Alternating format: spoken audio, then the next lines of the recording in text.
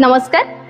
आज नवरात्र उत्सवाचा पहिला दिवस आणि आजच्या या पहिल्या दिवशी आपण जाणून घेणार आहोत त्या म्हणजे स्वतंत्र भारताचे संविधान तयार करण्यासाठी स्थापन झालेल्या घटना समितीच्या सदस्य असणाऱ्या, हुकुमशाही आणि घराणेशाहीच्या प्रवृत्तीवर टीकेचे प्रखर प्रहार करणाऱ्या, राजकीय क्षेत्रातील महत्त्वाची पदे भूषवणाऱ्या महिला म्हणून ज्यांची ओळख आहे अशा विजयालक्ष्मी पंडित यांच्याविषयी।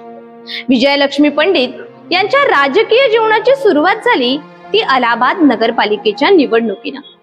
1932 साली स्वातंत्र्याची शपथ घेण्यासाठी आयोजित करण्यात आलेल्या एका सार्वजनिक सभेत त्यांनी भाषण केलं, ज्यामुळे त्यांना तुरुंगात टाकण्यात आलं। 1937 साली राष्ट्रीय काँग्रेसने प्रांतिक निवडणुकात सहभागी होण्याचा निर्णय घेतला। संयुक्त प्रांताच्या निवडणुकीत सहभागी होण्याच्या निर्णयानंतर त्यांची आरोग्य व स्थानिक प्रशासन खात्याच्या मंत्री म्हणून नियुक्ती झाली।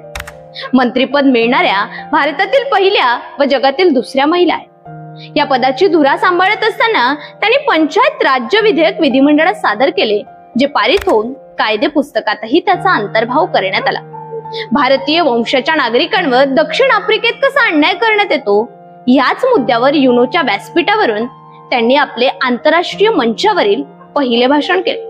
1946 साली युनो मध्ये भारतीय प्रतिनिधी मंडळाचे नेतृत्व करणाऱ्या तसेच 1953 साली युनोच्या आम सभेच्या निर्वासित अध्यक्षांचे पद भूषवण्याचा पहिला मान सुद्धा त्यांना प्राप्त झालेला आहे। भारतीय राजकारणाचे उद्दिष्ट सामाजिक व आर्थिक सुधारणा, मानवी हक्कांचे दृढीकरण आणि महिलांचे सक्षमीकरण असावे अशी त्यांची निश्चितच धारणा होती। मानव जातीच्या दृष्टीने महत्त्वाच्या असणाऱ्या संघर्षाचा सामना करत आपत्ती काळात धडाडीने व विधायक भूमिकेने जगणाऱ्या या नारी शक्तीला आजच्या या पहिल्या दिवशी मानाचा मुजरा।